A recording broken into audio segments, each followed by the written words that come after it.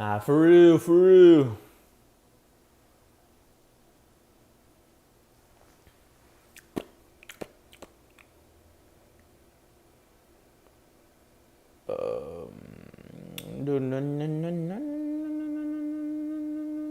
What's up, cats?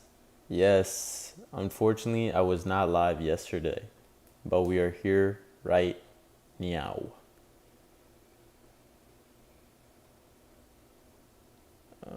Let me see something real fast. Let me check something. You should be able to hear me. Do you hear me as well?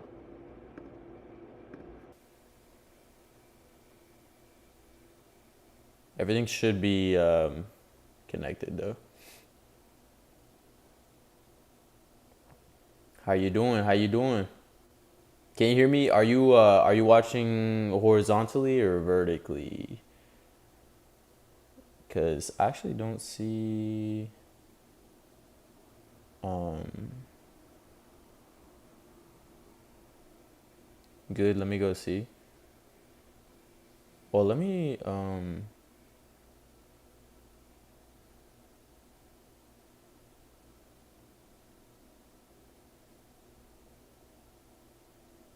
Yo, I don't even know if you should be able to hear me at least.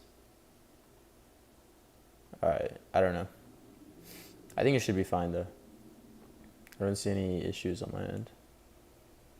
I'm a chud. I'm a chud. I'm a da da da da. All right. Perfect. I think everything is good. Cats, how you doing? How you doing, cats? Missed y'all, man. Nah, yesterday was a little bit difficult for me. I was trying to edit, kind of figure out some stuff, and also I was feeling pretty sick. I still feel very sick, um, but either way, I'm here. Unfortunately, I was not able to stream yesterday. It's okay. I'm here today. You know what I'm saying? Get well, get well. Yeah, yeah. I don't know. I don't know why. Like I've been kind of like perpetually sick for like a while now. I don't know what it is though. I'm gonna go try to see the live on vertical. Oh, you don't have to. I know how it is already. Already. I'm a chud, I'm a chud, I'm a fat little chud. Oh wait, let me oh shit, I hear myself.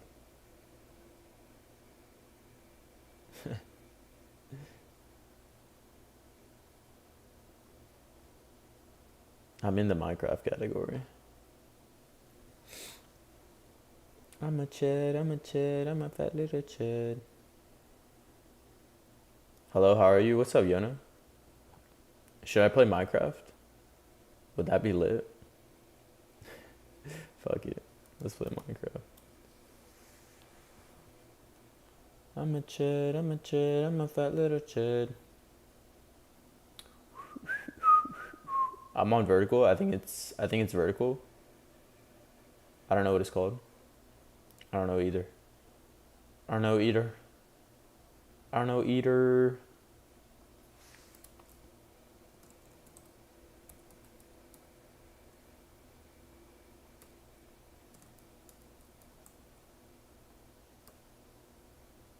All right, we're gonna play some Minecraft right now.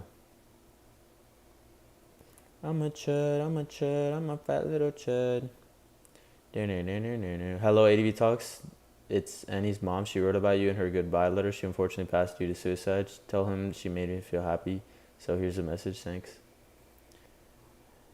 Yeah, I did respond to you the other day, but that's unfortunate. I hope everything's okay with you and your family. I'm not sure directly what exactly is going on, but I hope you and your family is okay. Hey, do you remember me, Maddie? Of course I remember you. Of course I remember you. Of course I remember you. Of course, bro. That's his mom.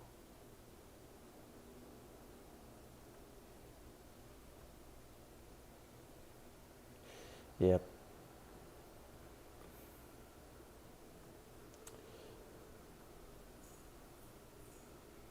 I'm a chud, I'm a chud. Why is this whole thing bloody mods? Because there's only 3 people in here right now. Now 4. But yeah, we're about to just start playing real quick. I'm a chud, I'm a chud, I'm a fat little chud. Oh god. And then there's me. Shit.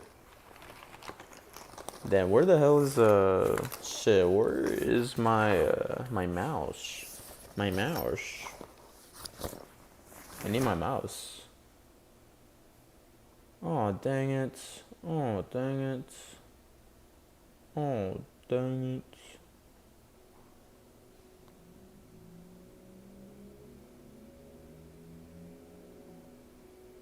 Oh bro, I just like love the Minecraft, like the sounds. Don't y'all? You know what I'm saying? Don't y'all love the Minecraft sounds?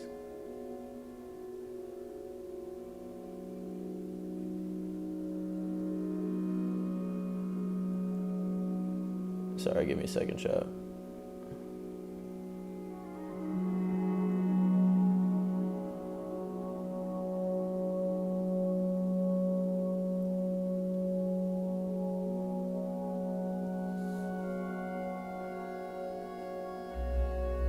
Ooh.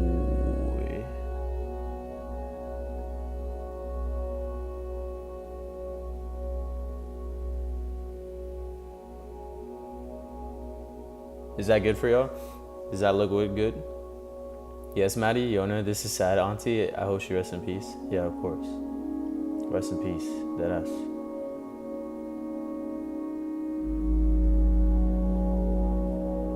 Oh, I'm getting a call.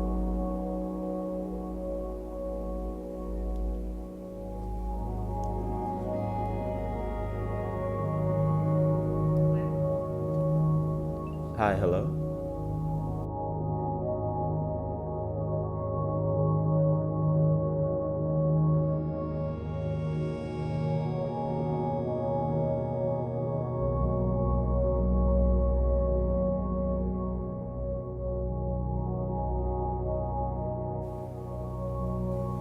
Bro, these motherfuckers be tweaking, bro. They just be calling me, just cause. Girl with my bias is my profile. Can y'all hear me? Can y'all hear me, chat?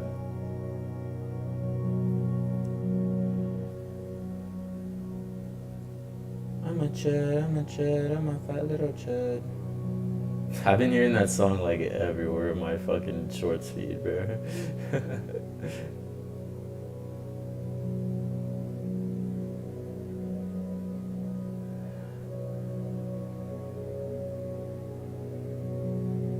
Alright, does it look good for y'all? Does it look good for y'all? Tell me in chat if it looks good. Does it look good? Y'all can see everything? Alright, perfect. Damn, I'm only 14. What's up, Topher? Said hi. ADB, can I have mod? No, no more mods. No more mods.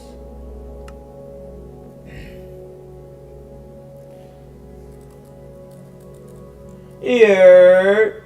Well, fuck it, let's do hardcore game. Nah, actually, let's just do normal survival. Then we'll try our best. Adrian, have you seen the edits I made? I don't know. I'm a chud, I'm a chud, I'm a fat little chud. Alright, give me 1 second, chat. We're gonna... Let me do this real fast. Social stream.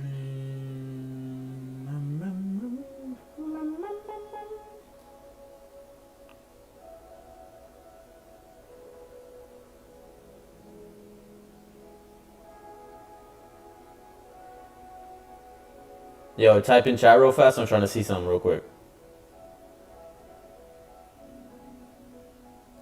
Type in chat real fast. Oh, I don't know. Maybe because my head hit me with a car. What the fuck? All right. Anyways. All right. Let me go grab my mouse real fast. Oh, that little Minecraft music. Okay. Okay. Let me grab my mouse.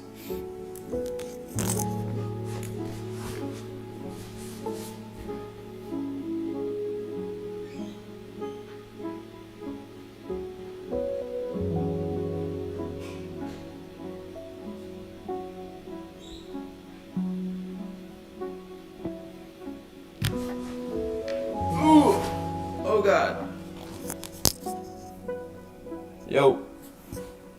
Yo. Oh, Brooke CC, what's up? Sorry, I can see the Twitch chat now. Bro, have you gotten more subs? Bro, have you gotten more subs? What do you mean? I've been pretty she was an angel, God bless you. Yeah, of course. Of course. You know, I know you might be the mama, but if you want to watch the streams, more than likely to. For sure.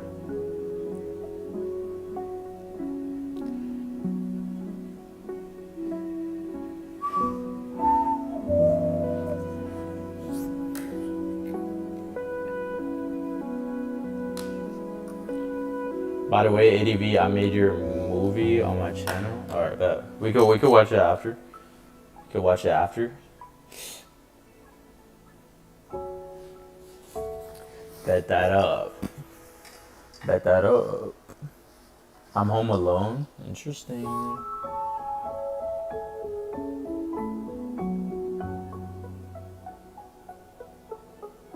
Oh shit. This shit's about to die. Oh. Oh. My other phone I had in my hand just died. I guess whatever, bruh. She wrote that she loved your videos. Thanks for making her happy, kid. Yeah, of course. Alright, let's play, guys. Let's play, chat. Oh shit, let me actually change my my Twitch title. Change my Twitch title. Oh, actually, it's fine.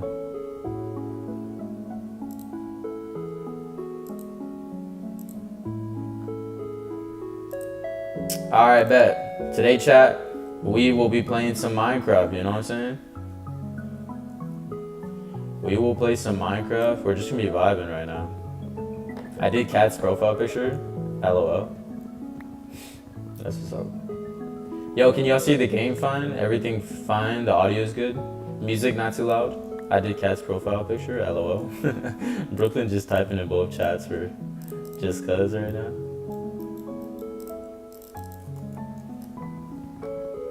Yo, chat, can I get spam a 1 in chat if everything sounds good, everything looking good? Let me see something real fast.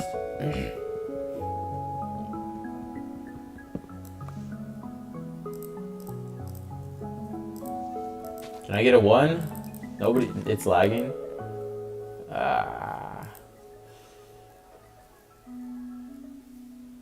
Too laggy? It's lagging.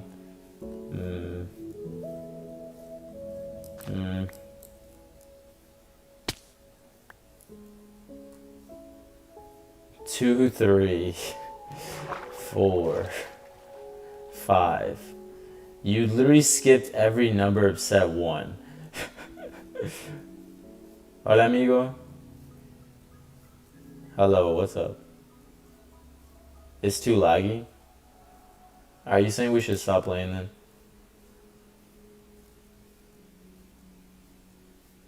Am I lagging a lot or no?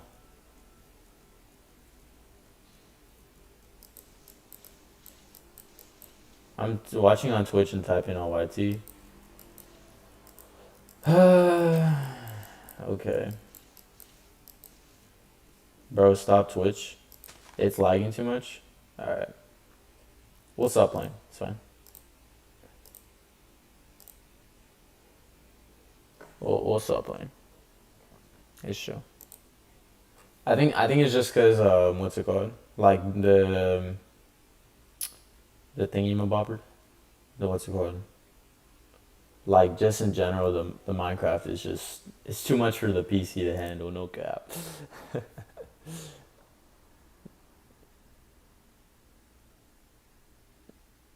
Si tienes lag. Shit. Shit's really bad. All right. We'll stop playing Minecraft then. Let's just do some reactions, I guess. Do some funny reacts. Yeah, let's just watch some videos. Let's just watch some videos. We'll watch Brooklyn's what's it called? We'll watch Brooklyn's movie. Schmovie. Schmovie. I'm a chud, I'm a chud, I'm a fat little chud.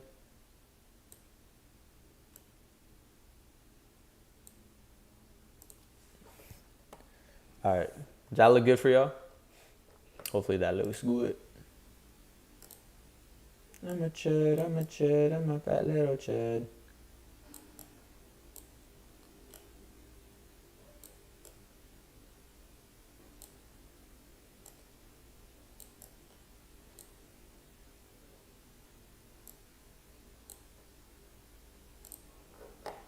Alright, should be good. Alright, bet. Let's watch Brooklyn's movie then. Brooklyn!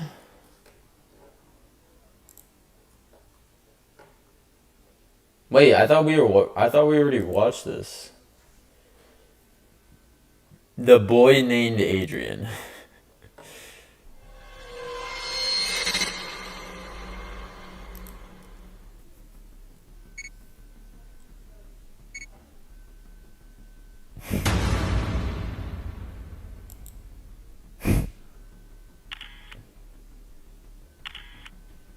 Starring Cat Jake. What? They say success is key. Having original ideas, it's like I'm running a marathon. First off, I can't even edit, let alone pick good flicks, which is a learning process in itself. But before I can even start, I actually need to get good clips and shots. Oh fuck, well now my What shots the are fuck fluid. am I So watching? what do? Well, it's kind of a rinse and repeat process until eventually something clicks. And shoot, I might not get it right the first time. Why is my gum like in my teeth? He was quiet and not confident, and he didn't know what the hell he was doing with his life.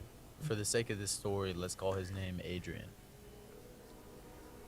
Adrian was just a wee lad, very small child. Bro, and what the fuck am I watching, he was just gang? weird. He talked to himself a lot. He had puppets that he would just talk to as his friends and was spitting out everywhere. Genuinely, what is That's this? besides the point. He was so unconfident, so unsure of what he was meant to do with his life, and he thought that the purpose of his life was to live for the purpose of other people. And he kind of prided himself on being such a people person, being a therapist, and being a philanthropist, and trying to help people out and with their lives. And in helping them, he thought, oh, this is gonna help my life. And that wasn't true. Instead, he kind of put on facades and W. Adrian, man, he's speaking facts right now. Of who this individual truly was. Genuinely speaking facts. Fast forward a few more years of doing this facade and doing all of this, he finally gets in an entanglement, a relationship, a love. This relationship breaks him. He has no idea how to navigate just being with one person, not consuming his every thoughts with this one individual. He is enthralled with this individual. He keeps staying with them. He's with them for so long, to the point where he doesn't know who his identity is without this person. The moral of the story is, this kid is me. Oh, shit. And what he lacked more than anything was confidence. Thank you so much for being in the ADV community.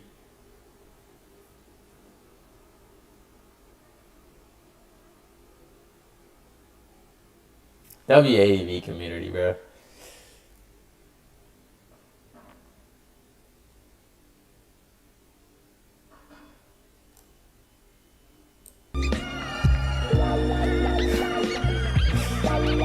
Alright, W Brooklyn, man. This was interesting. Maddie, you got shorts? Boy, they are low key kind of shit. Okay. Let's watch your shit then.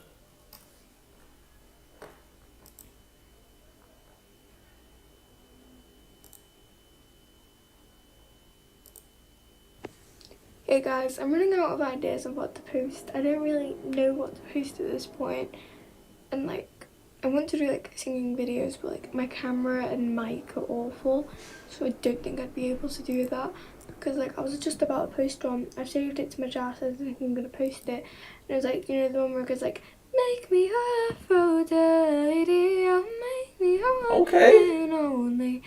Your singing is pretty I was gonna good. do that one. Let's see what else you got. So you do this because say your crush's name instead of Mickey.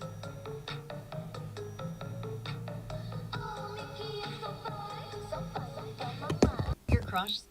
See, I mean, like, you know, I don't really know what's going on. You British, mate? She might be. I was low key thinking the same thing, but I didn't. I'm British, please no hate. Nah, we like the Brits here. I fuck with the Brits. You know what I'm saying? I fuck with the Brits. Chasing the storm. What should we watch, guys? Twin.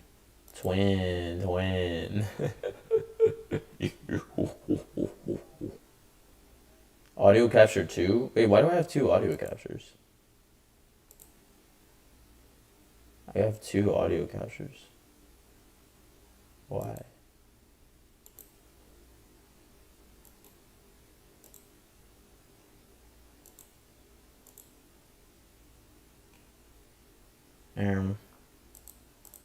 Chad, do you still hear me? I don't know why. That's weird.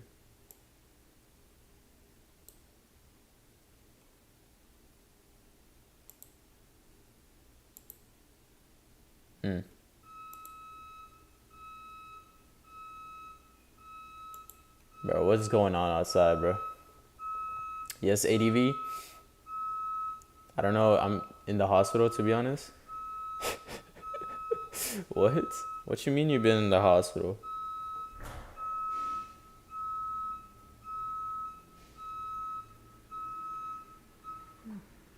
I don't know what's going on outside. Can you react to Served by EXO? Nah, I want to react to like a video or something.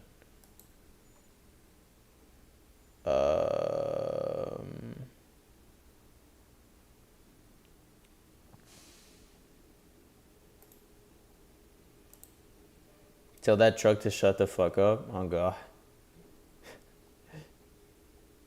Is it a video? My shorts? Can I run over your ex? What do you wait? Who are you even talking about? Like, we're gonna go to Joe's channel, and then we're gonna go click on a random reaction video, and then we're gonna react to it ourselves. How does that sound? Is that a W?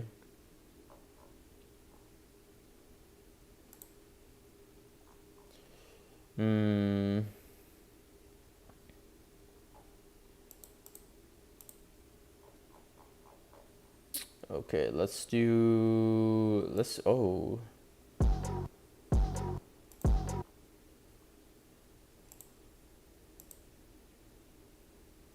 Oh, alright, let's watch this video.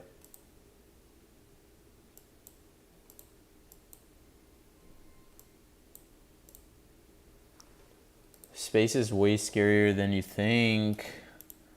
Oh, yeah. I'm a sub 2. Wsh. Wsh.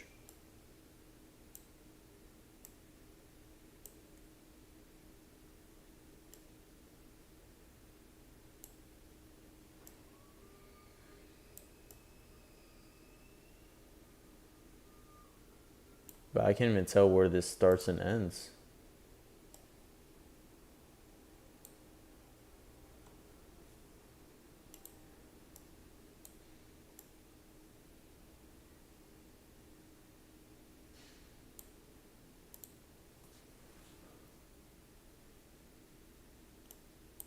So you wanna play with magic?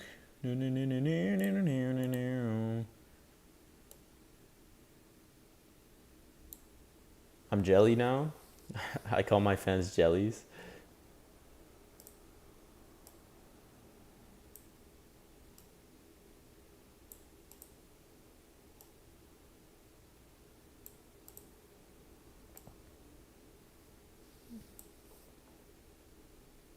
Alright, bet. Let's watch this.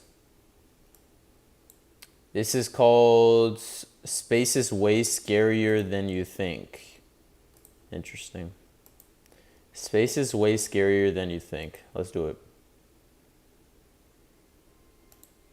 On February 7th, 1984, 317 miles above Earth, Bruce McCandless pushed away from the space shuttle and into the history books, taking the largest first step in human history. W's? While Neil Armstrong's small step was a giant leap Oh, for yeah, man- wait. I have to ask y'all, before we really delve into this video, do y'all believe in the moon landing? Because, like, that's like a big conspiracy, right? Is like the moon landing never happened and stuff. So what do y'all think? Do y'all believe that the moon landing happened? Because in my opinion, like, I feel like, yes, like, we did go to the moon and shit. But I don't know why there's people that are like, oh, nah, that didn't happen. I really don't give a fuck. Okay. Bruce McCandless's first test of the manned maneuvering unit was a plunge into infinity. Space is big. In size, obviously, but also in the way that it stirs our imaginations. The very concept of nothing is hard to fully process. And if space is anything, it's a whole lot of nothing. Potentially infinite nothingness. But at the same time, teeming with monstrous structures and energies beyond human comprehension. Filaments made up of thousands of clusters of galaxies, each with hundreds of billions of stars. Areas of space so dense and massive that the rules of physics entirely break down. And yet, when we look outside, we only see the very closest stars. All the rest of it is just out there, hidden in the endless darkness. You're Like gonna an post eldritch part 2? horror. I bet. And despite that, or maybe Bet. because of it, we feel inexplicably drawn to it. From our earliest days, we explored the infinite darkness, looking for meaning. We used the stars to navigate, to guide our planting of crops. We imprinted our gods and mythologies into the patterns we saw in them. We may not have known what was out there, but we knew it was important. We invented eye-enhancing telescopes that reached through the darkness and found monstrous worlds we didn't even know existed. And now in the modern era, I want to ask y'all, have y'all ever used a telescope before? Like, I feel like telescopes are mad cool. Like, they seem chill. You know what I'm saying? Like, I think telescopes look real cool. You know? Do you agree, chat? Do y'all agree or no? Like, you think telescopes are chill? They're low-key vibes?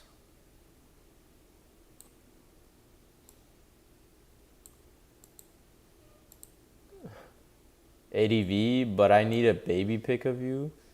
What you talking about, bruh?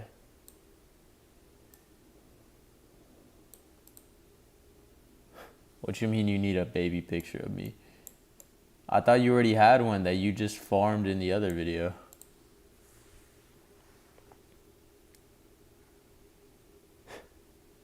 Alright, whatever. Alright, bet. Let's continue though. we've taken our first tentative steps into that void by packaging ourselves in suits and machines that simulate the conditions on Earth. And we can't survive in any of it. Our world, in this perspective, is a microscopic oasis in a never-ending inky void, as insignificant to the rest of the universe as a bacterium floating in the middle of the Pacific Ocean. Astrophobia is the fear of space, or astronomical objects. Astro from the Greek astron, meaning star, and phobia from the Greek phobos, meaning fear. So technically astrophobia is the fear of stars, but we include space and celestial objects as well. Objects like, say, the Mars moon Phobos. We literally have an object in the solar system named Fear. If someone from the city who rarely sees stars goes to the country or dark sky territory, They might find the immensity of a fully lit night sky to be overwhelming, even nerve-rattling. We might say that person has a touch of astrophobia. A believer in astrology might become nervous in the days when Mercury goes into retrograde. This could be considered astrophobia. Or the old idea that people go mad under a full moon, turning them into lunatics. That's astrophobia. Oh, For bro, what the procurement fuck? managers, L ads, Ranger is the bro. go-to L partner that helps ads. keep your healthcare facilities ready for. In the ancient times, comets were thought to be harbingers of disaster. In fact, that's where the word comes from. Disaster, bad star. But there's another type of astrophobia. One that's not specific to an object or a superstition, but something much deeper. A kind of cosmic existentialism. Have you ever laid in the grass on a clear night and just took in the sky? Just let it wash over you and kind of become a part of it. Wait, have y'all ever done that for real though? Like, have y'all ever like just look up at the sky and just think about your life? You know what I'm saying? Like, just think about like what could be out there and shit. Like, have y'all ever thought about it?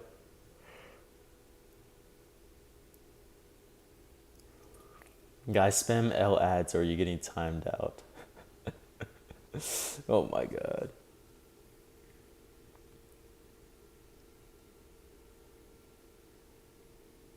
Y'all ever think about looking up at the night sky and shit? Dead ass. Let me know, bro. A strange sensation starts to come over you that you're not actually looking up. You're looking down. Below you is a drop into an infinite void, and the only thing keeping you from falling is the fact that you're stuck to the ground by gravity. This shift in perspective is a bit of a transformative experience, and I recommend everybody to have it at some point in their lives. Certain chemicals can help that along. Just saying. Interesting. But that perspective is a bit more accurate. That'll In be space, gravity. there really is no up. There is no down. It's just out in all directions forever. And the only thing keeping you from falling into it is this invisible force called gravity, which we still don't really understand. And it's a good thing, because if you were to ever go out in any of those forever directions, you'd be dead after 5 miles. Oh shit. That's it. That is as far as a human can go in that direction before we can't breathe anymore. 5 miles. 8 kilometers. You could walk that distance in a little over an hour. That's nothing. And everything beyond that will kill you. Fear of space indeed. Holy shit. We exist on a tiny sliver of space, on the surface of a tiny planet. And even in that sliver, we can only survive on land, which is only 29% of the total surface. And even on that land, only 43% of it is habitable. The rest will kill you with oppressive heat, extreme cold, and choking forests. Earth can kill you in a million different ways. You can dehydrate, drown, fall off a cliff. Oh wait, so like that brings me up, right? Because like obviously, what's it called? Like, Earth is said like to be the Goldilocks planet, right? So like, do y'all believe? Obviously our universe is ever expanding, which has now been proven. For whatever. I'm not gonna eat LARP and act like I know everything, but anyways. Like, do you think that there's another Goldilocks planet in this universe? Like, there's another civilization that kind of, works like ours? Like, basically, do you think... Do you think aliens exist?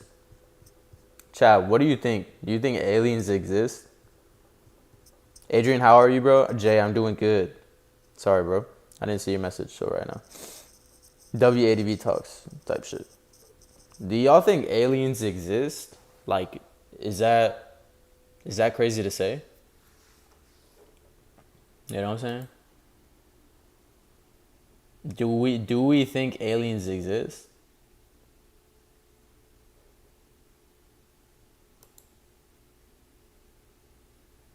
You know what I'm saying?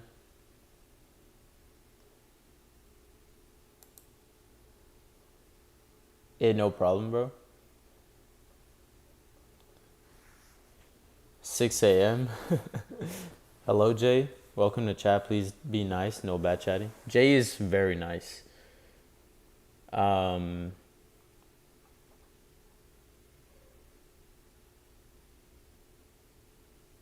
Bro, what? I already asked, bro. Y'all think aliens are real, bro? Ain't nobody fucking with me right now. Y'all think aliens are real?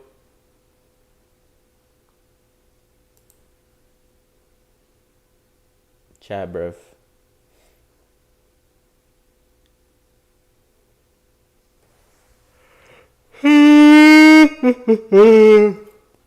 Yeah, I think aliens are definitely real, but maybe not like in the same like way we are like humanoid, you know?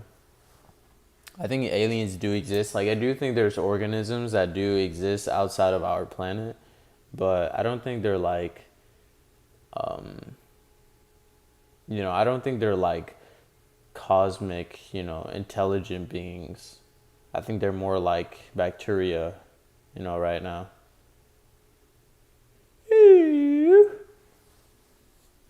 Wait, I don't think aliens are real, but I think more kinds of human. Interesting. Get hit by Alondra, what's up? lightning, consumed by fire, consumed by a lion, or a tiger, or a bear. You could eat the wrong berry, or pet the wrong snake, or get bitten by the wrong Snack? bug, or go to Australia. Snack? You could get blown up by a volcano, or breathe a toxic gas, catch a disease from a rat, or have a small number of blood cells clot up and travel to your brain, or just wait long enough. One way or the other, the Earth always wins. Nobody has ever survived Earth, and yet it's the only place in our solar system we can survive. And since you Oh my God. protection, you can hand all Progressive, no cap. At Progressive, it's I'm our good. If you teleported to the surface of Mercury, you would lose consciousness within 20 seconds for lack of oxygen. And in the vacuum of space, your skin would boil as gases in your blood flash into bubbles, like a carbonated soda. If you were teleported to the sun side, your body would bake on the 800-degree surface. If you're on the shadow side, it's immediate frostbite at negative 290 degrees. Holy shit. If you went to the surface of Venus, you wouldn't have time to suffocate from the lack of oxygen because you would immediately burst into flame from the 867-degree air temperature, while simultaneously being crushed by an atmospheric pressure 92 times higher than here on Earth. Fuck. It would basically be like the Titan submersible, but on fire. On Mars, you might have a relatively This guy is lying because my uncle said he went to Mercury for his honeymoon, but he hasn't called me back, so I don't know. Twin, how do I tell you? I think your uncle is gone. I think your uncle might be gone, my boy. Anyways, to Alondra, how was your day? My day has really just started. I just got out of bed like 2 hours ago. Just because I've been feeling pretty sick. warm day, but you'd still suffocate. There's only 1% of our air pressure there, and almost none of it is oxygen. So you'd get the worst case of the bends imaginable, and then pass out. Teleporting to the surface of Jupiter would be difficult because there's no real surface Ask on Google Jupiter. questions. Just thick atmosphere that gets thicker as you go down until it turns into liquids and solids and states of matter we don't even understand. You would basically just fall until you were crushed into a diamond. Somewhat the same thing on Saturn, but breathing the ammonia clouds would scorch your lungs first. Neptune and Uranus are so far away from the sun that the hydrogen atmosphere freezes solid. That's why they're called ice giants, which is what you would be within seconds of going there. At negative 371 degrees, your body doesn't freeze, What it the vitrifies. fuck? Basically turns into glass. Our Vitrifies? sense of scale about space is completely Oh, skewed hell because nah. you can't really image it. To show it remotely at scale, you wouldn't really be able to see anything. It takes 8 minutes for light to travel from the sun to the Earth. It takes light about 8 hours to reach the outer edge of the Kuiper Belt and leave our solar system. So one light day is 3 times longer than the radius of our solar system. 1 light year is 365 times that long. Our closest star is 2.24 light years away. Polaris is around 450 light years away. The farthest star that you can see with the naked eye is V762 Cassiopeia, a supergiant star approximately 16,000 light years away. What the fuck? While we're looking at the Milky Way, we sit about halfway between the center and the edge. Bro, I feel we look- like... Alright, obviously, I'm not one to do any, I don't do drugs or nothing like that.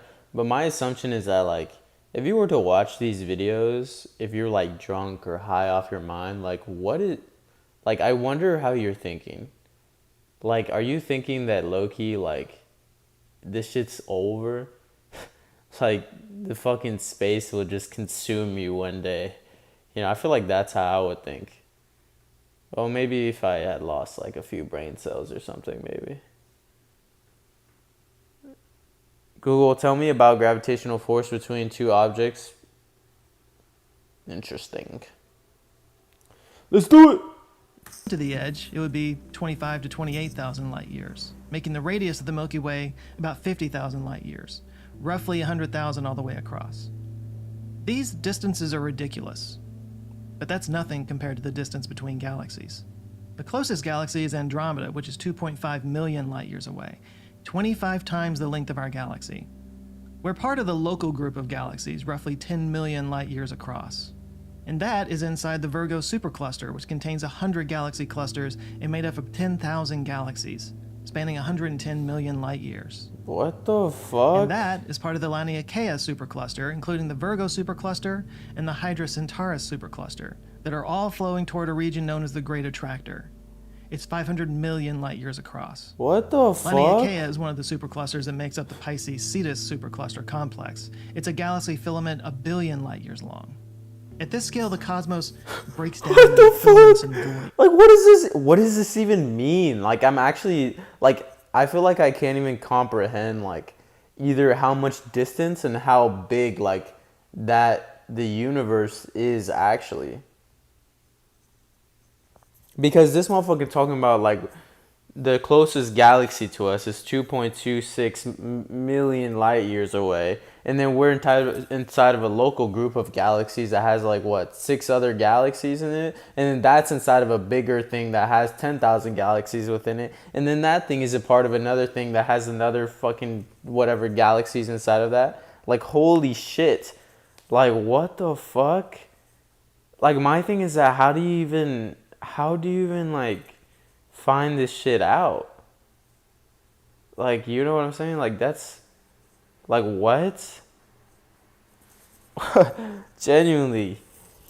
Oh my god, we got Goobrick in here telling us the gravitational force between 2-point objects is the attractive force that pulls towards each other. It was governed by Newton's law of universal gravitation. Core formula is the Mathematica.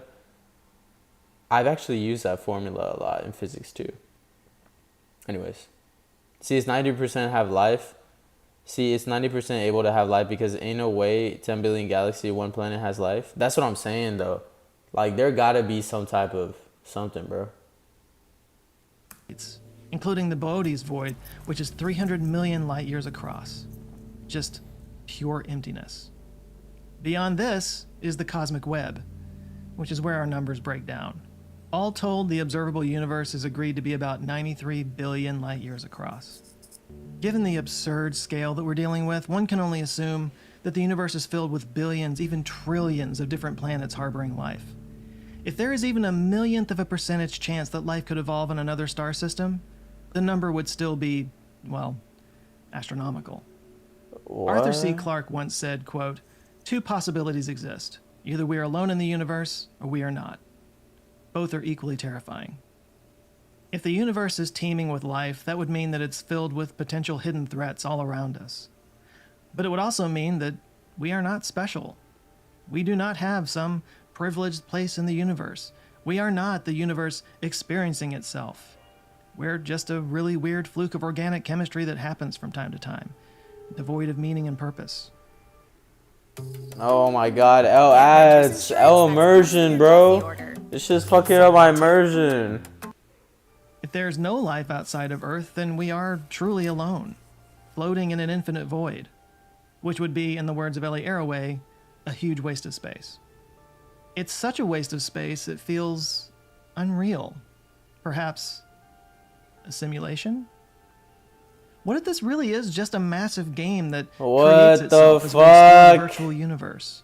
The further out we look, the more we see. When Hubble took its deep field photo, pointing at a tiny dark patch of sky and finding thousands of galaxies, maybe those galaxies literally didn't exist until we looked there. Maybe the structure of the universe didn't exist until we figured out how to map the cosmic microwave background radiation. Maybe you and I are just ones and zeros, and what we experience as consciousness is just a sim program, just existing in a game. This is a popular theory, if maybe a little bananas. But belief in it is understandable, considering the equally baffling absurdity of the physical universe. There is a more elegant solution, though. One that allows for a universe teeming with life, but simultaneously seemingly void of life. But it's no less existentially terrifying. Bro, what if there's more life out there, but they're too scared to look like how we are? My thing is that, like, well, the issue isn't necessarily if there is. Well, now that I'm kind of thinking about it, right? It's like, you know,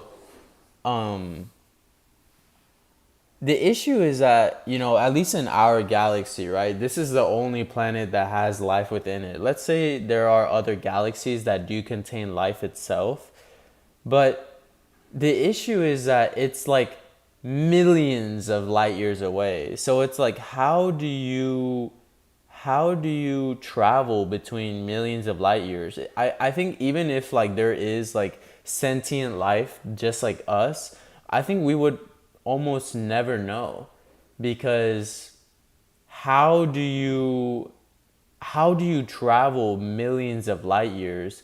And if you were able to travel millions of light years, how long would it take you? Because we are only able to live maybe maximum like 120 years, and that's at a maximum, right? And at that point, you're not really at your full capabilities. You know what I'm saying?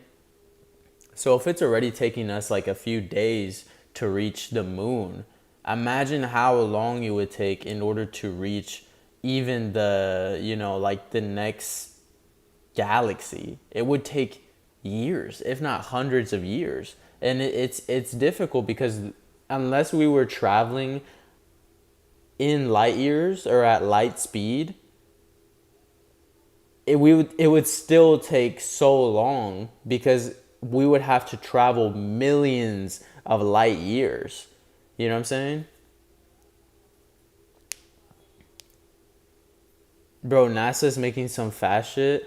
Bro, like, the issue is that, like, genuinely though, it's like impossible for us to travel as fast as light. You know what I'm saying? Because imagine the amount of fuel that you would have to burn. Like we've already traveled past the speed of sound, right? But that also makes sense, right? The speed of sound is a lot less than the speed of light, right? So that makes sense. But light itself, to travel as fast as light, like, I think that's impossible. The term great filter speaks to the idea that basic life like single-cell bacteria might be common, but intelligent life encounters barriers that prevent it from existing everywhere. I'm gonna get some ADV chips. Bro, I want chips. Bro, y'all fuck with Takis, bro? That's my shit right there. Some think the great filter occurs before intelligent life.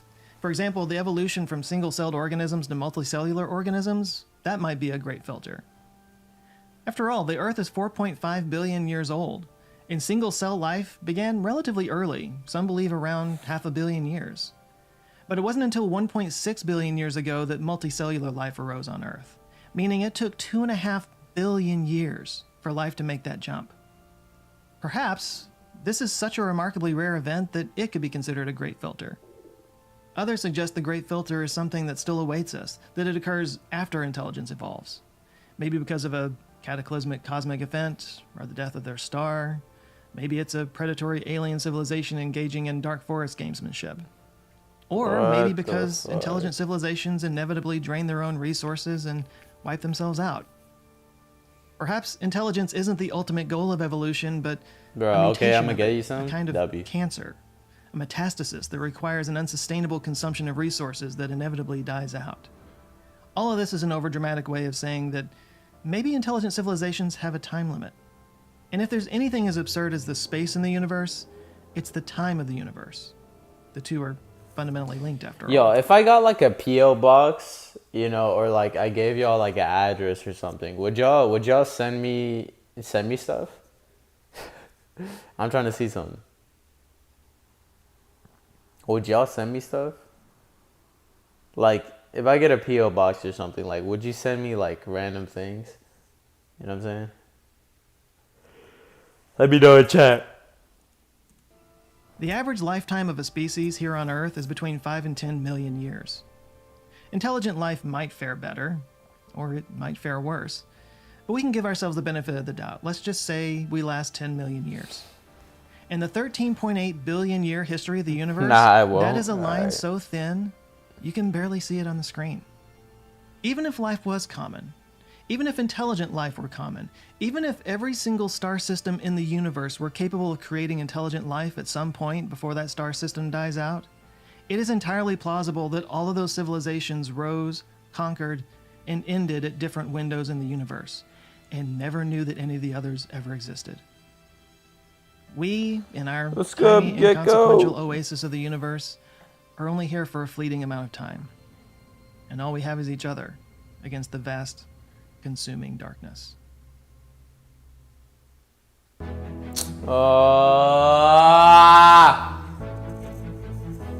Hell ads, bro. On Valentine's Day in 1990, the Voyager 1 spacecraft, well past the orbit of Neptune at this point, Yes, fan art. took one last look back toward the inner solar system and snapped a picture.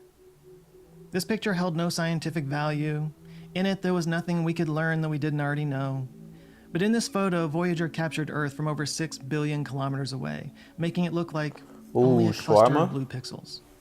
That'd be shawarma, man. Carl Sagan championed this photo and called it the pale blue dot.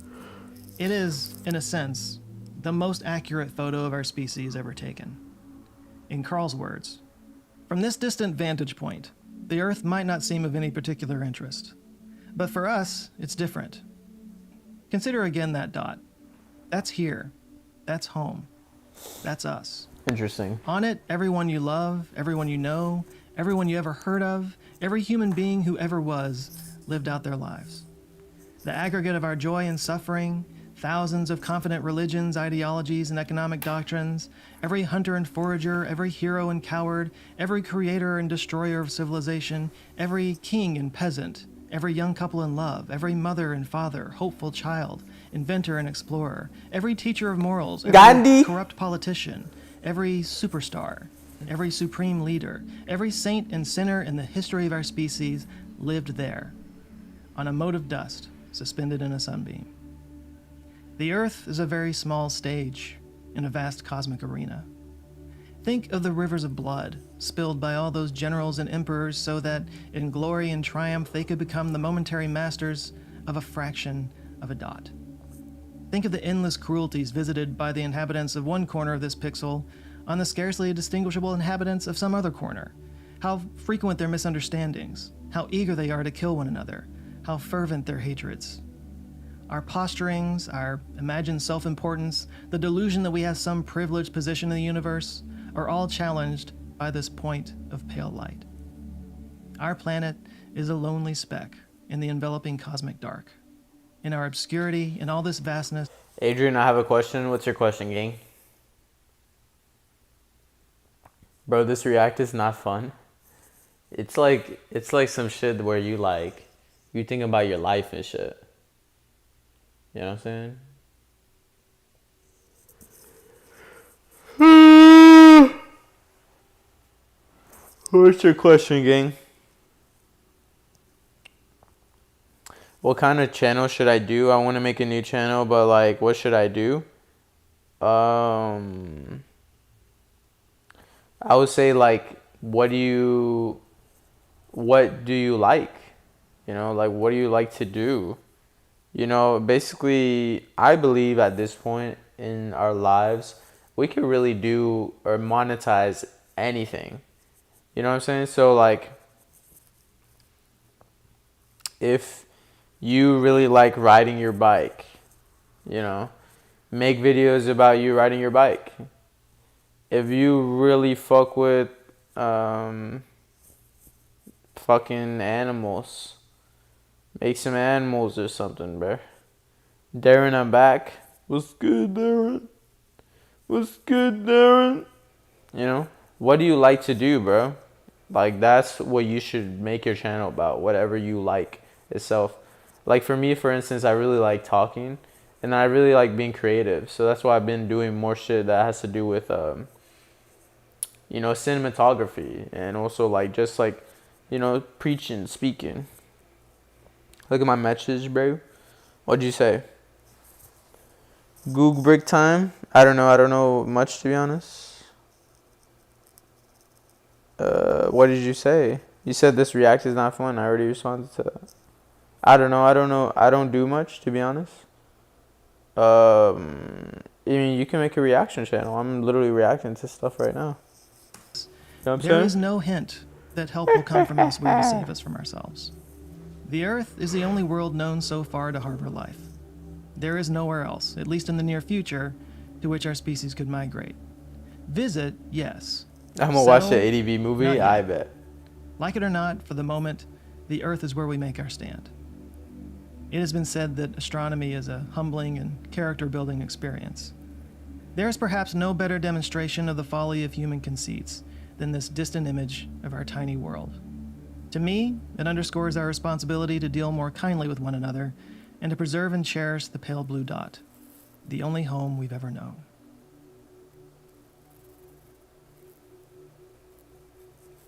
Space is scary, and yet we are drawn to it. It's the ultimate call of the void. And with a renewed interest in colonizing the moon and new telescopes like the Vera Rubin telescope, we seek to expand our reach into the abyss. And maybe we'll get there. Maybe we'll wise up and outlive our species' life expectancy. Maybe we'll expand through the cosmos and find new homes on other worlds near other stars. Because in an infinite universe, anything is possible. Check this out. I'm going to show you how I afforded this car. Okay, you ready? All right, $180 Oh, ads. for car insurance. That's how much. Delilah, I'm back, Okay. bestie. What's good? Sorry, I'm like low-key The tired. expansive scale of our universe is beyond comprehension, but your comprehension skills are not beyond expanding when you dive into the scientific thinking course on brilliant.org. Over 40 lessons and W, bro, you getting your money, but I'm good, my boy. Deadass. biggest thing I can think of. Existence itself. If you're a regular viewer, you might be thinking, All right, I think that's the end of the video. W video, man. This was a really good video. It really made me think about like how big the universe is itself, and then how much we've changed as a civilization, for sure. To come from like being like small, you know, beings, creatures, to becoming now sentient beings that exist in this vast universe is pretty crazy. W-sh. W-sh.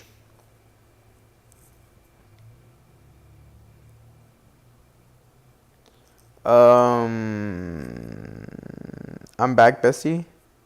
Sorry I missed your latest live streams.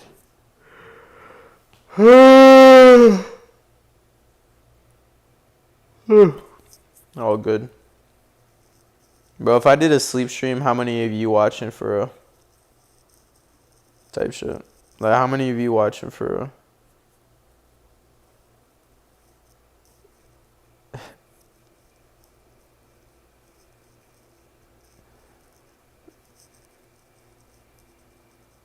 You know what I'm saying? You know what I'm saying? You know what I'm saying? Delilah Hart, look at my message. Fun fact, shawarma is only 70C in my country.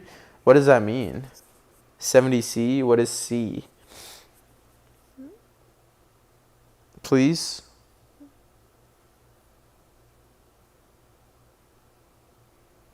What? Insane conspiracy theories that turned out true? Oh shit, let's do it.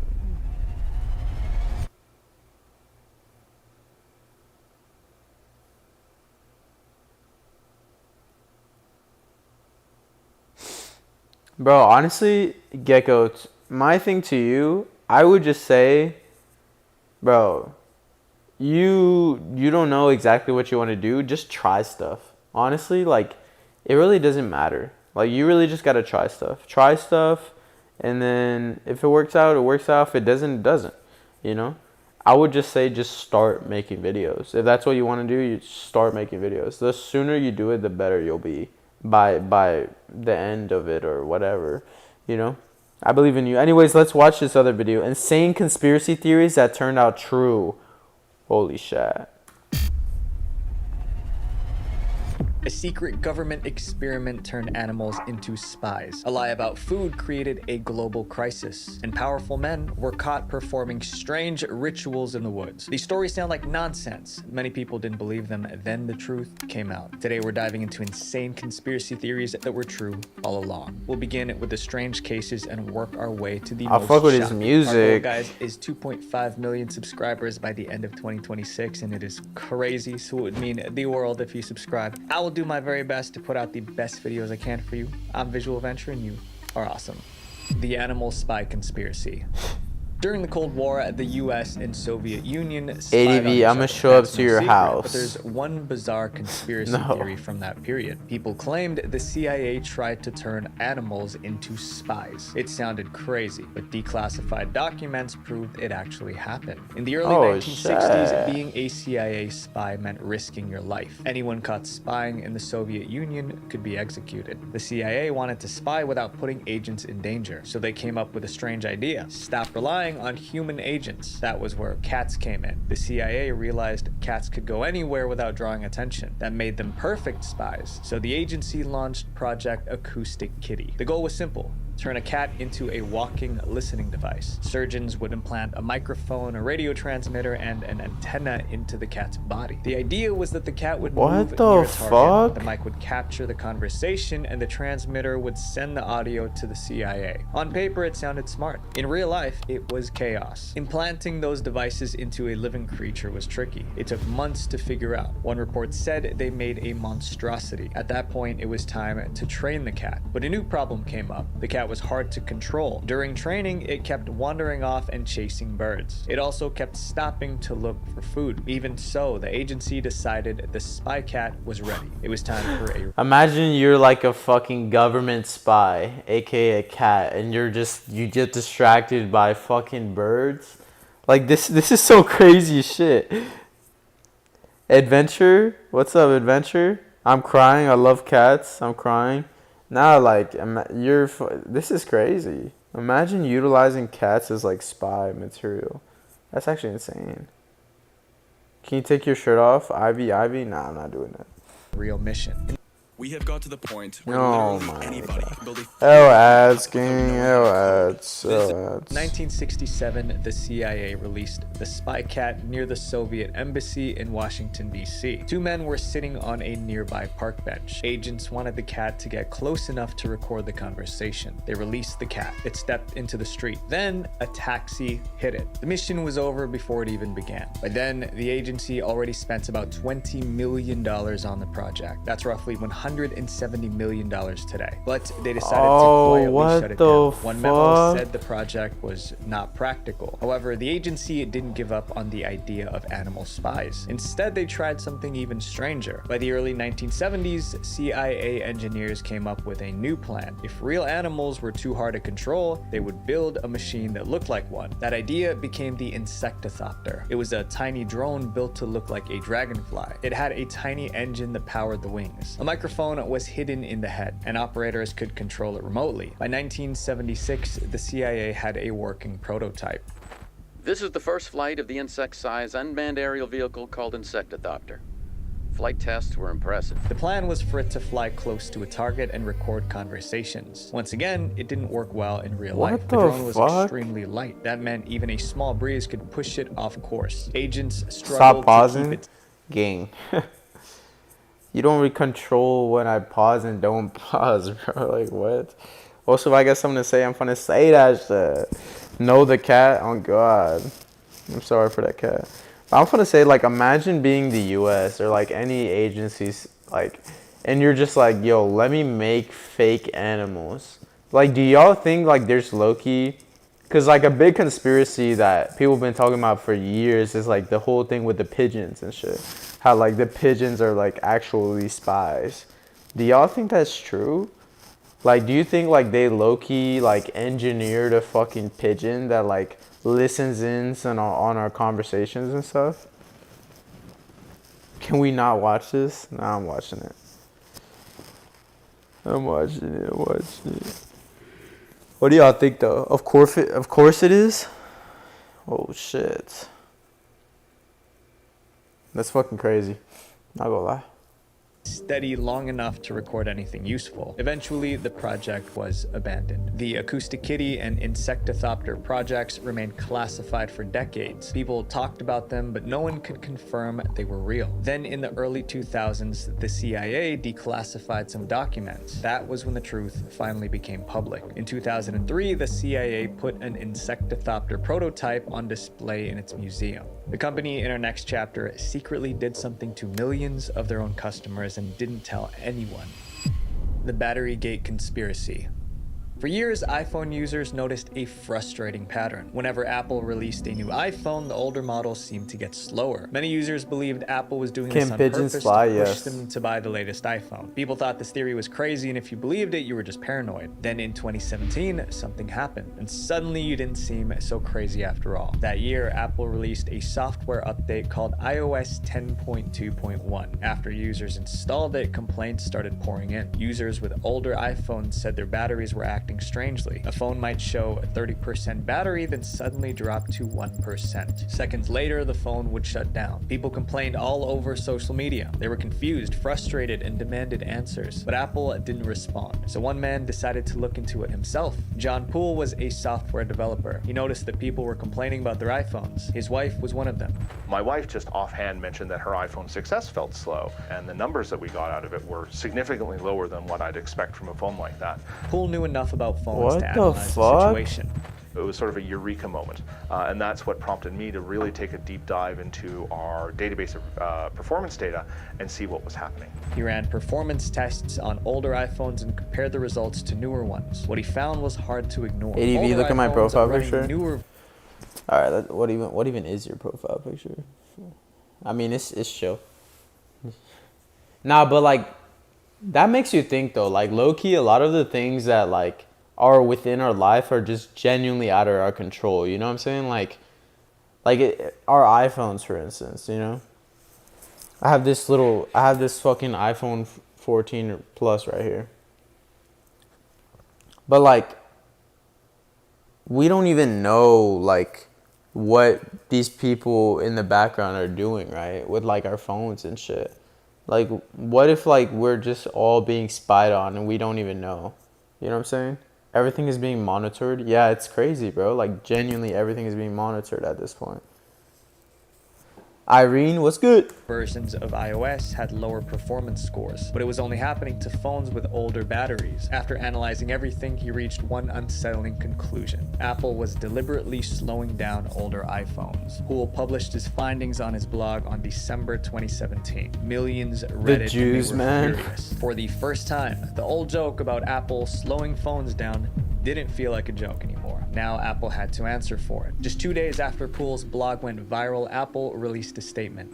Apple confirms it slows down the performance of older iPhones to reduce power demands. The company admitted it was slowing down older phones, but it said there was a good reason for it. As iPhones get older, so do their batteries. Older batteries can't handle power the way they used to. If an older battery is pushed too hard, the phone might shut down or crash. To prevent that from happening, Apple added software that reduced the processor speed on older models. But that explanation didn't calm customers down. The problem wasn't just the slowdown. The problem was that Apple kept it hidden. Soon lawsuits began piling up. So far, 2 lawsuits have been filed Battery in Los gate? Angeles and Illinois, claiming Hey, those suing Twinkle never Toes? consented to allow Apple to slow their older iPhones. Want to strengthen your math and computer science skills? Try Brilliant. That's weird. I just looked to your channel and saw it like... Wait, what? Wait, what did you say? That's weird. I looked at your channel and saw it like, did someone else post on your channel? No hate. What? Melon Lord ads? Oh god, ads. It's an bro. effective and fun way to learn, built Shit's for the way your crazy. mind actually works. Every lesson Oh, is ads, visual bro. and interactive. I'm bored as heck. Watch the video game. Apple was sued in the US, Canada, Israel, and several European countries. Attorneys said Apple acted deceptively by hiding the shutdown and slowdown issues. In 2020, Apple agreed to settle the lawsuits. The company reportedly paid about $500 million. Every iPhone user included in the lawsuit received a little less than $100. But as part of the deal, Apple did not admit to breaking any laws or any other wrongdoing. Today, Apple's more transparent about battery performance. The company also added a new feature that shows battery health. Up next is the story of a product that millions of people... Wait, damn, they only added the battery health option to the iPhones after this whole battery gate situation? I'm not gonna lie, that's fucking crazy. Android or iPhone, I personally have always, well, not that I've always, but you know, more so into high school, that's when I really started having an iPhone. Before that, I had my little LG and shit. You know, me and my LG to the end of the world type shit. But then I got into high school, and then that's when I started rocking the iPhones and stuff. But yeah, no, not the Twinkle Toes, I'm dead. Android all the way. Can I ask y'all, like, as Android users, do y'all fuck with your Android for real? Or like, or do you low-key like Apple? Do you like Apple products or nah? iPad kids? What you mean? iPad kids! People bought without knowing it was a death trap. Of course we do. The Ford Pinto Gotta ask. conspiracy.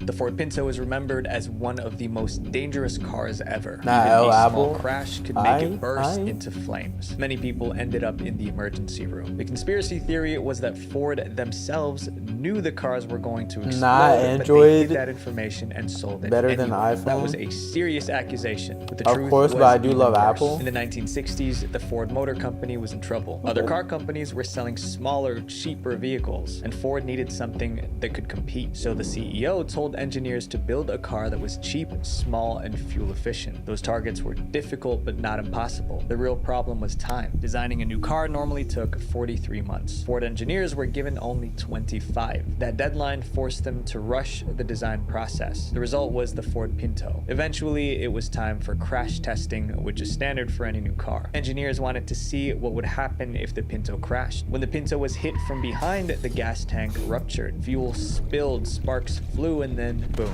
The Pinto burst into flames. Ford crash tested the car over 40 times. The same problem occurred. When the Pinto was rear-ended, the car caught fire. The problem came from the car's design. Engineers placed the gas tank right behind the rear bumper. Despite the obvious danger, Ford moved ahead with production. Thousands of Pintos were built and sold. It was an instant hit. When I bought my Pinto, I figured it was a good value, but I didn't know how good until my dad started borrowing it. So I ended up buying my own. Then I bought one, and I bought one. And I bought one. Millions of Americans bought one. They had no idea they were getting into a death trap. Not long after the Pinto hit the road, the disasters began. Drivers reported the same terrifying pattern. Another car would hit them from behind. Then the Pinto would burst into flames. It happened again and again. Too often to be a coincidence. Some victims began to ask, did Ford already know this could happen? Ford said there was no problem. The Pinto met all safety standards. Even so, some victims filed lawsuits. Those cases went to trial in the mid-1990s. Bro, this is like,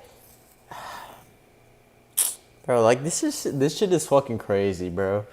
Like imagine just like where are your ethics, where are your morals when it comes to this shit? You know what I'm saying? Like, are you really that money hungry to the point where like you will literally risk people's lives for them to do this shit, bro? Like, are you fucking serious? Like that's fucking crazy, bro. Like, I never want to be somebody that like gets overconsumed by the money or anything like that. Like that's just fucking crazy, bro. And also too, the fuel tank on the back of the car, that's literally where the majority of people get accidents. They get rear-ended. Like, this shit genuinely horrible, bro.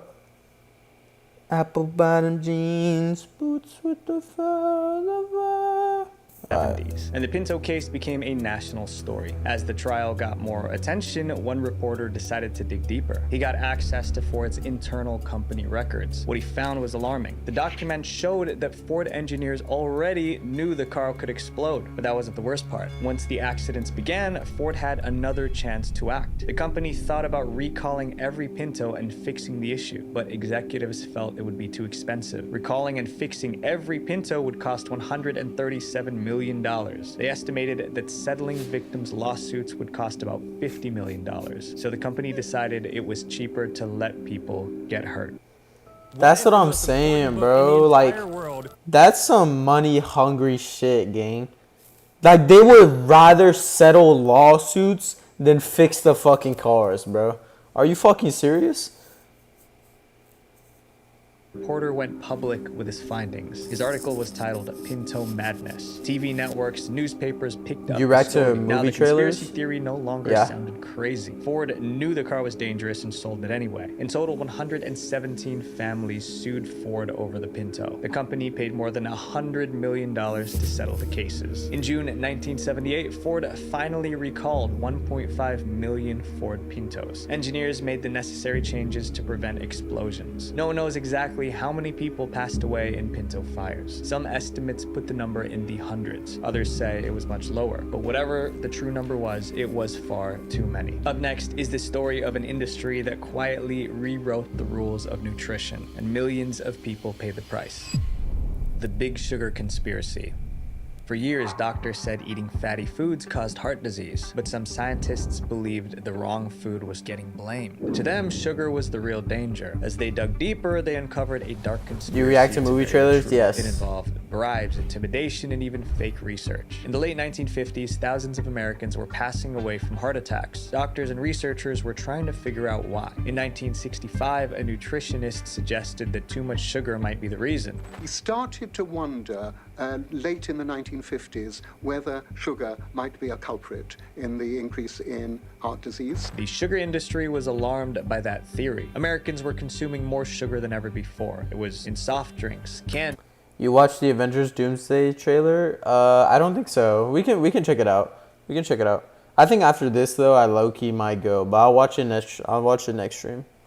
Desserts. If the public blamed sugar for heart disease, the industry could lose billions. To protect their business, they needed to shift the blame, and they knew exactly how to do it. There was a group called the Sugar Research Foundation. It was dedicated to the scientific study of sugar's role in food. On the surface, the group looked neutral and trustworthy, but behind the scenes, it was run by people who made money selling sugar. They wanted people to keep eating sugar even if it was harming their health. So in July 1965, the Sugar Research Foundation contacted a researcher at Harvard University. They asked him to write a study on the cause of heart disease, but there was a catch. The paper needed to downplay the dangers of sugar and shift the blame to fatty foods. The foundation paid the researcher tens of thousands of dollars. Back then, scientists didn't have to reveal who funded their work, so the public never knew about the deal. In 1967, the Harvard researcher published his paper. It said that cutting fat out of your diet was the best way to avoid heart disease. And because the study came from Harvard, people trusted it. Almost no one knew that the sugar industry paid for this study. Sugar executives were thrilled. One of them even wrote to the researcher, "Let me assure you, this is quite what we had in mind." Over time, the idea that fatty foods alone caused heart disease became widely accepted. A few years later, the US government released dietary guidelines. It told Americans to cut back on saturated fat, especially red meat. Many people followed that advice without cutting sugar. Many Americans switched to low-fat products. Food companies advertised low-fat yogurt, snacks, and dessert. Would do it right. Hard to believe it's got less fat. But many of these low-fat foods had extra sugar for flavor, so people ended up consuming even more sugar than before. Over time, the health problems confused a lot of doctors. This is crazy, bro. Scientists questioned the old research on 6, 7 sugar, but there was still no proof that the study was manipulated. It took nearly 50 years for the truth to come out. In 2009, a researcher was studying the history of nutrition. How long is this Her video? name was Kristen Kern. concerns. While We going got through 13 minutes Harvard left. records, she found letters between Harvard researchers and the Sugar Research Foundation. The first folder that I pulled out opened up to a memo, the blue letterhead of the Sugar Association, and it had the word confidential. Those letters proved that the sugar industry funded the research and probably influenced the results. In September 2016, Kearns published what she found. It shocked the world. New this morning, Bay Area researchers are accusing the sugar industry of some unsavory behavior. Believe me, I've been reading this for the past couple of days like, oh my God. What did you think? Nah, that is crazy, though. Healthy diets for decades on this. Don't ever eat fat. Sugar, no problem. By then, the researchers who wrote the paper were no longer alive, but the Sugar Research Foundation still existed. It now went by a new name, the Sugar Association. When people confronted the group, it denied doing anything wrong. It admitted it funded the research, but insisted it didn't influence the results. Even so, it was too late to undo the damage. For decades, people ate foods packed with sugar, and many paid the price with their health. That was a lie that lasted Holy 50 years, shit. all because the sugar industry wanted to protect fucking their crazy. profits. This next chapter is about a secret military operation so unbelievable, the government denied it ever happened. The weather control conspiracy. Have you ever heard anyone say that the government can control the weather? It sounds like the kind of thing only paranoid. Nah, what do you... Oh, shit. What did I press? Hi, I'm JT. Oh my God, L ads. But I'm saying, like, do you think that's true though? Do you think like the government low key, what's it called? Does the government low key control the weather? Like, what do you think? L ads, yes, L ads, gang, L ads. Bro, do you think the fucking government controls the weather? Why no? Nah, but that is pretty crazy though, right? I guess we'll find out. Maybe, we'll see. No, but the war wasn't going well. One major problem was the Vietnamese army's supply network. Their soldiers had secret I roads still don't give running a through the fuck. jungle. Okay. They used these routes to move food, weapons, and troops. As long as supply routes stayed open, it was much harder for the US to win. The US wanted to shut them down, but there were too many hidden roads to find and block. Then the military noticed something. Whenever heavy rain fell, the roads turned into mud. Trucks got stuck and people struggled to move through it. That made moving supplies much harder for Vietnamese forces. That gave the US an idea. If they could make it rain all the time, the enemy would have a much harder time moving supplies through the jungle. Controlling the weather sounded like science fiction, but the government had a reason to believe it was possible. Years earlier, a chemist named Vincent Schaefer ran some weather experiments. Schaefer flew over New York and dropped 3 pounds of dry ice into a cloud. Within minutes, the cloud began producing snow. He called it cloud seeding, and it proved that humans might be able to influence the weather. During the Vietnam War, the military decided to try it. It was called Operation Popeye. The goal of Operation Popeye was to extend the monsoon season and create an inordinate amount of rainfall by seeding clouds. Air Force planes were loaded with the canisters of fuck? silver iodide. The planes flew into storm clouds and released them. The silver iodide triggered more rainfall. The extra rain turned roads into mud. Some paths even flooded. Moving supplies became much harder for Vietnamese forces. The mission was a success. What the For 5 years, fuck? the U.S. military This kept shit releasing- dead ass worked? 2,600 What the missions from the fuck? period of 1966 to 1972. and they kept the operation top secret. But secrets like that don't stay hidden forever. In March 1971, a reporter of the Washington Post exposed the operation. He revealed how the military was using the weather as a weapon of war. The public Nah, cause like for real though, it always be like the chemists and shit, bro. Like they dead ass know more about the molecules and shit than anybody, bro. That's why that motherfucker, what's his name? Walter White, bro. That motherfucker got the whole cocaine business and stuff, bro. Or what did they even sell? I don't even know. It wasn't it cocaine? But yeah, bro, it's like, damn. Why don't we do this in Arizona? I think, well, okay, like think about it like this. Like you can't automatically just like go to a desert and then just like make it rain. You know what I'm saying? Like the atmosphere, or not the atmosphere, the environment is already, what's it called? Like it's already catered to suit like the desert season, if that makes sense. So if automatically you just put a whole bunch of water, you would probably be inadvertently killing a whole bunch of like ecosystems and stuff. You know what I'm saying? Like that's probably pretty fucked up. You know what I'm saying? Radioactive chemicals. Yeah.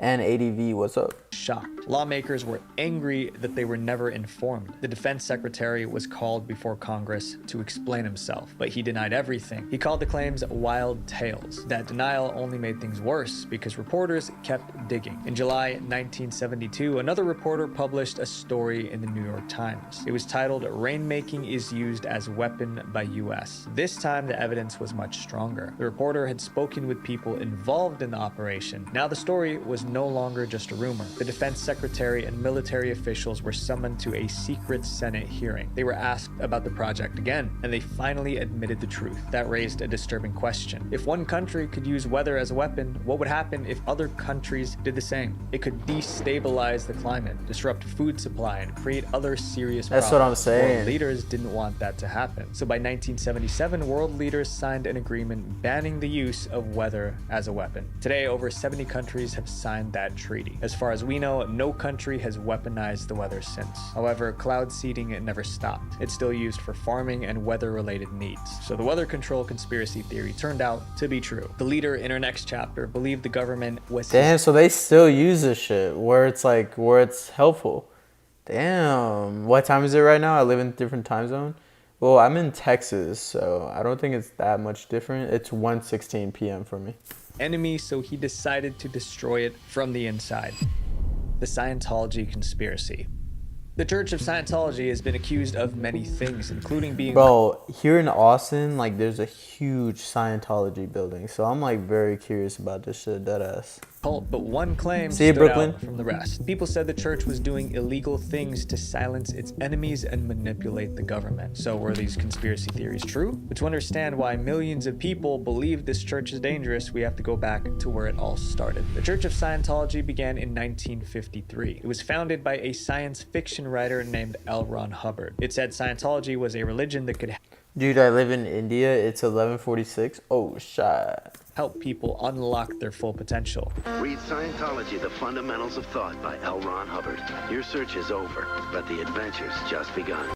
If you're struggling with depression and not feeling the comfort and peace that you need, I invite you to meet with missionaries like me from the Church of Jesus Christ of Latter-day Saints. Oh, Mormons. Okay. Attracted thousands of followers. But as Scientology grew, so did the controversy around it. Former members accused the church of extortion and harassment. By the mid-1960s, the complaints were too many to ignore. The US government started investigating Scientology's internal practices, and what they found was troubling. Large amounts of church money were going straight to the founder, Hubbard. He was running it less like a religion and more like a business. So the government revoked Scientology's tax-exempt status. Other countries went even further. The state of Victoria in Australia has passed a law making it a criminal offence for anyone to demand or receive payment for the pseudo-medical practice of Scientology. Hubbard was furious. He believed the government was targeting him unfairly. He gave interviews defending... I remember in the Hadith, the prophet indicated during the end times that there will be a great war where the war is heavily affected. Oh shit, the weather is heavily affected. Scientology speedrun. It's in Premiere. Bro, Brooklyn, we will watch your thing, but probably next stream. Scientology. Why do they just fight it and say there's something bad, but they never specify what's bad? They haven't specified. For instance, right now they say we're breaking up marriages. All right, that's a lie. But instead of fighting back in court, Hubbard came up with a much darker plan. He would attack the government from within. In 1973, Hubbard launched Operation Snow White. The mission was simple. Scientology wanted to infiltrate government offices and erase every damaging file about the church. To do that, Hubbard created a network of spies. They made Scientology members apply for jobs. How long you streaming? I'll probably get off after this video. The IRS and the Department of Justice. Once they got hired, the spies searched for files on Scientology. Then they stole those files or destroyed them. Sometimes they swapped real records with fake ones that made the church look harmless. The operation was led by Hubbard's wife, Mary Sue. She trained Scientologists to become spies. They learned how to forge IDs and manipulate people. For 5 years, the plan worked. Scientology infiltrated 136 government agencies in 30 countries. But the church was not just stealing files. They were also going after anyone who criticized them. Hubbard kept up the list of the church's enemies. Paulette Cooper was at the top of that list. In 1972, she published a book titled The Scandal of Scientology. It was one of the first books to openly criticize the church. Scientology church leaders hated her for it, so they decided to ruin her life. They sued me 19 times all over the world, put me through 50 days of depositions. They sent a lot of horrible anonymous smear letters about me. Then they decided to frame her for a crime. They stole my stationery. They got my fingerprint on a piece of paper. And then they sent bomb threats to themselves. Scientologists got a paper with Paulette's fingerprints. Then they used that paper to send device threats to their own church. After that, they reported the threats to the FBI themselves. To investigators, it looked like she was guilty. Paulette was arrested and charged. If convicted, she could spend years behind bars. The Scientologists were celebrating. However, their entire operation was about to fall apart. In May 1976, 2 Scientology spies broke into a courthouse in Washington, D.C. They were trying to steal more documents, but the plan failed. A security guard caught them using forged IDs. Federal agents traced those fake IDs back to Scientology. So in July 1977, FBI agents raided Scientology offices. They seized about 100,000 stolen government documents. They also uncovered files that exposed Operation Snow White. Those files showed that Scientology framed Paulette Cooper too. They found something that said along the line of conspired to frame Miss Lovely, which was the code name that Hubbard gave to me. 11 high-ranking Scientology officials were convicted. Among them was Mary Sue Holy fuck, White. I didn't know anything about She was Scientology, sentenced so to this 5 is years crazy, behind bro. bars. But one key figure avoided charges, L. Ron Hubbard himself. Investigators believed he directed the operation, but they could never prove it in court. After the convictions, Hubbard disappeared from public life. He spent the rest of his life paranoid and in hiding. Scientology still exists today, and it is still powerful. Its members include celebrities, lawmakers, and wealthy CEOs. Who knows how much more powerful it could have become if its spies stayed inside the government. This next chapter is about a secret club that most powerful people in the world don't want you to know about. The Secret Society Conspiracy. You've probably heard the theory that a secret group of rich and powerful men control the world, that they meet in private to decide wars, pick presidents, and shape major events. Most people brushed off this conspiracy theory as nonsense, but it turns out there's some truth to it. There's a forest in Northern California where powerful men really do meet in secret. Those men are members of the Bohemian Club. The club was formed in 1872 in San Francisco. At first, it was just a few dozen men talking about art, but over time, the club began to change. Businessmen, lawyers, and politicians. The Illuminati? Within a few decades, the Bohemian Club was no longer mainly about creativity. It was about power. With base 44. Oh my god. El ads.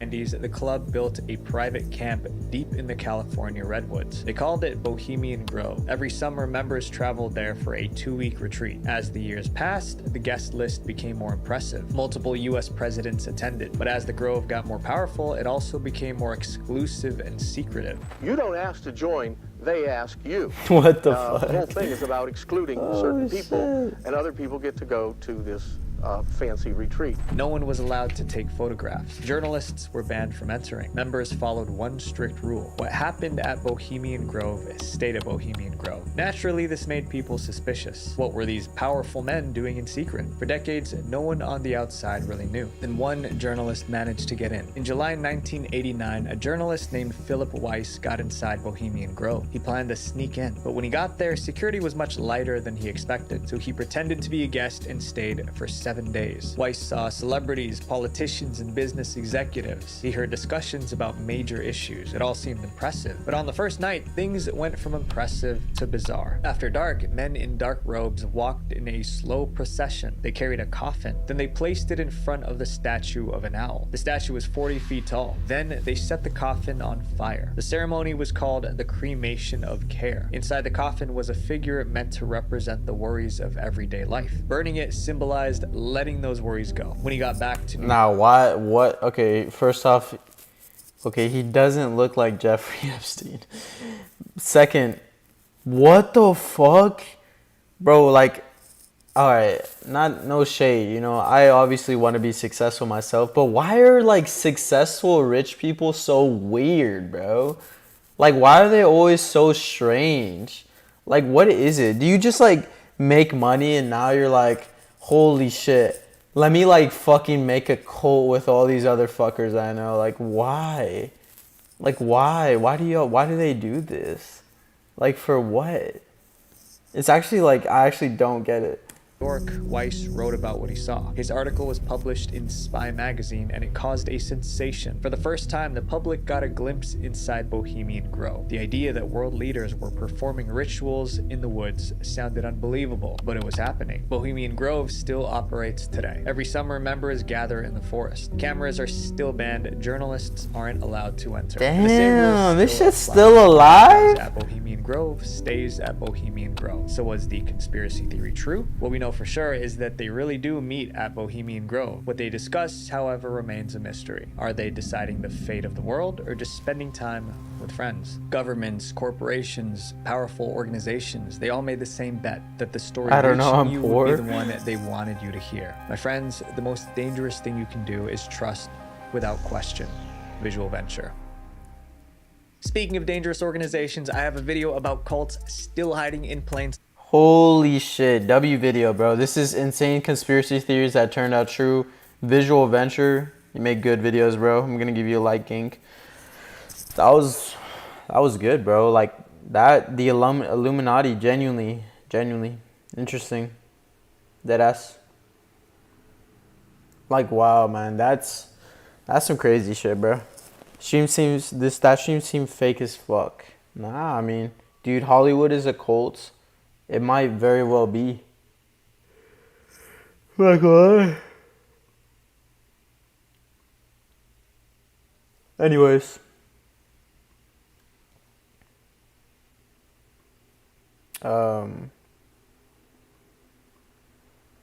That's it for me today, guys. I appreciate y'all for watching. I'm tired as fuck. I'm just chilling for the day. I'm just gonna chill. I appreciate it. Thank you for watching with me. I hope you enjoyed it. You know, a little longer stream today. Usually I've only been streaming like an hour. This has been going for about an hour 30. I appreciate all y'all for being in the chat. Can I get a W stream in the chat? Anyways, hi, I have a bruise on my face and it's getting worse and worse. I'm sorry, Michael. Anyways, W stream. I appreciate it. Thank you, guys. W stream. Thank you, guys. I will catch y'all soon. I'll be live tomorrow. Peace. I also recorded those reactions. They'll go up on my YouTube channel later if you want to rewatch it or whatever. Probably post it later tonight. I appreciate it, guys. Thank you so much.